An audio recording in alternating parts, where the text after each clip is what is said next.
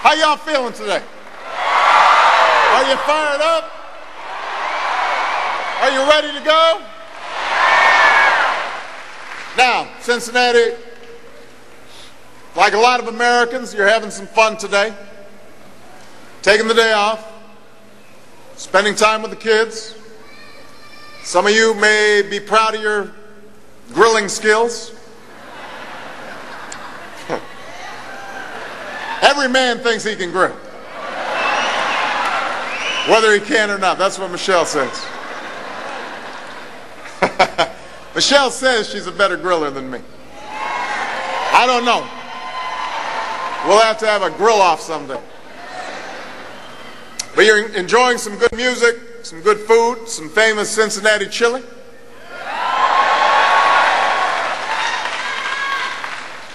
But today we also pause. We pause to remember and to reflect and to reaffirm. We remember that the rights and benefits we enjoy today weren't simply handed to America's working men and women. They had to be won.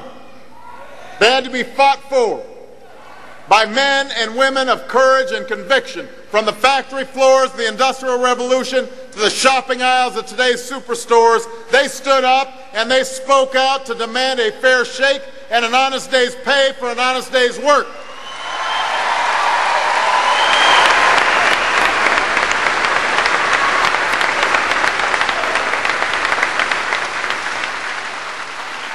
Many risked their lives. Some gave their lives. Some made it a cause of their lives, like Senator Ted Kennedy, who we remember today.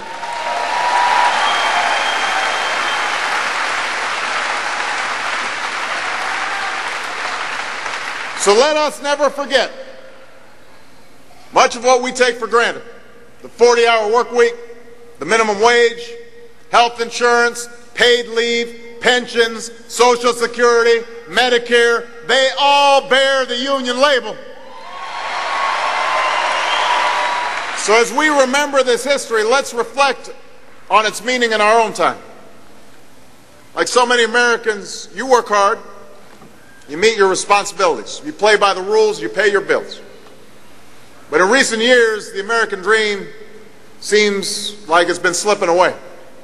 Because from Washington to Wall Street, too often, a different attitude prevailed.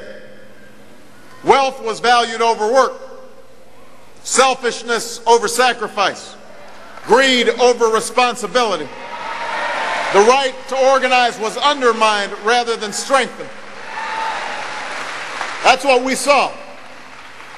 And it may have worked out well for those folks at the top, but it didn't work out for you, and it didn't work out well for our country. That culture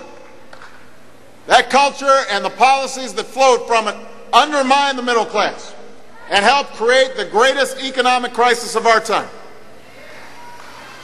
So today, on this Labor Day, we reaffirm our commitment to rebuild, to live up to the legacy of those who came before us, to combine the enduring values that have served us so well for so long, hard work and responsibility, with new ideas for a new century, to ensure that our great middle class remains the backbone of our economy, not just a vanishing ideal we celebrate at picnics once a year as summer turns to fall. We want it a reality for the families of Ohio and the families of America.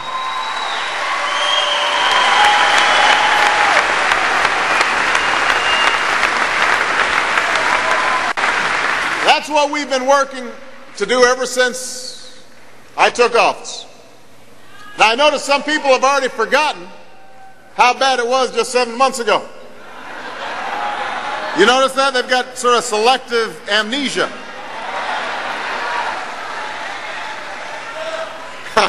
So let's just remind them for a second.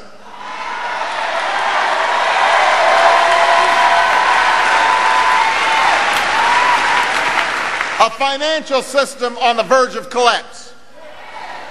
About 700,000 workers losing their jobs each month. The worst recession of our lifetimes, threatening to become another Great Depression. That's what was happening just 7 months ago. And that's why we took bold, swift action. That's why we passed an unprecedented Recovery Act. And we did it without the usual Washington earmarks and pork barrel spending. And Ohio, it is working.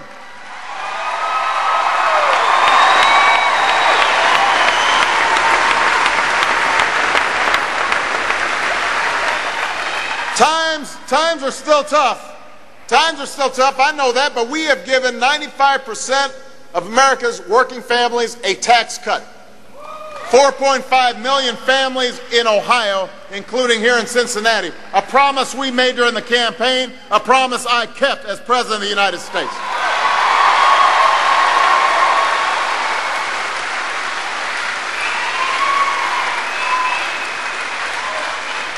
We cut taxes for small businesses, made new loans to more than 1,000 small businesses in Ohio so they could grow and hire more workers. We extended unemployment benefits for 12 million Americans, including Charlie and nearly 570,000 Ohio citizens.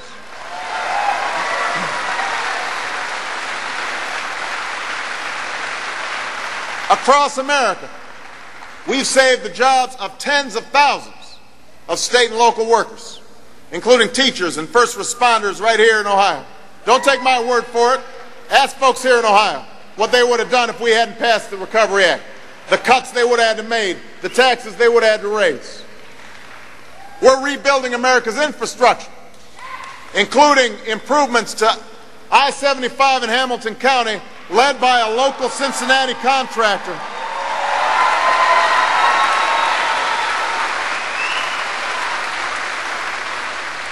We've got more than 200 other highway projects across Ohio. And we're making a historic commitment to innovation. Much of it's still to come in the months and years ahead. Doubling our capacity to generate renewable energy. Building a new smart grid to carry electricity from coast to coast. Laying down broadband lines and high-speed rail lines. And providing the largest boost in basic research in our history. All of which will put people back to work. Steel workers, plumbers, pipe fitters, engineers, you name it. So our recovery plan is working. Bricklayers too.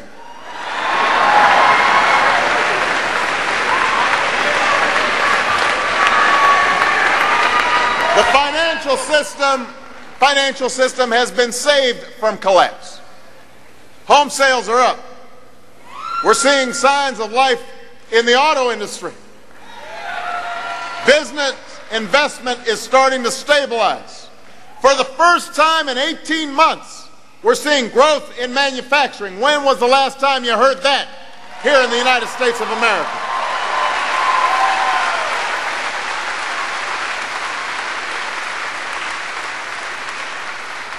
Now, on Friday, we learned that the economy lost another 216,000 jobs in August. And whenever Americans are losing jobs, that's simply unacceptable. But for the second straight month, we lost fewer jobs than the month before, and it was the fewest jobs that we had lost in a year. So, make no mistake, we're moving in the right direction.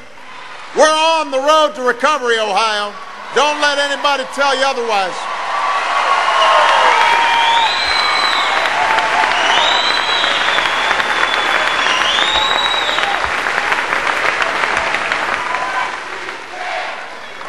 Yes, we will. Yes, we are.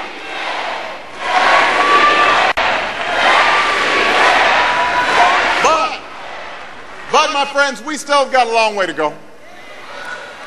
We're not going to rest. We're not going to let up. Not until workers looking for jobs can find them. Good jobs that sustain families and sustain dreams. Not until responsible mortgage owners can stay in their homes.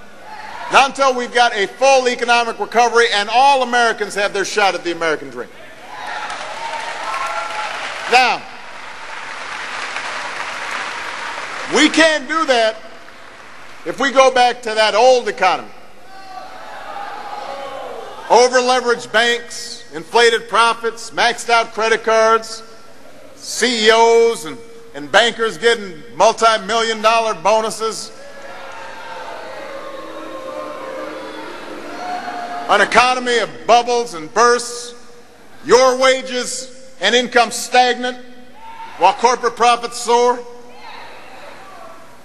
So even as we recover from the recession and work to cut the deficit, we have to build a new foundation for prosperity. We need an America with a reformed financial system. We got to have regulations in place that protect consumers so that we never have a crisis like this again. I don't want to have to bail out any more banks. And we got to make sure we've got regulations in place to prevent it.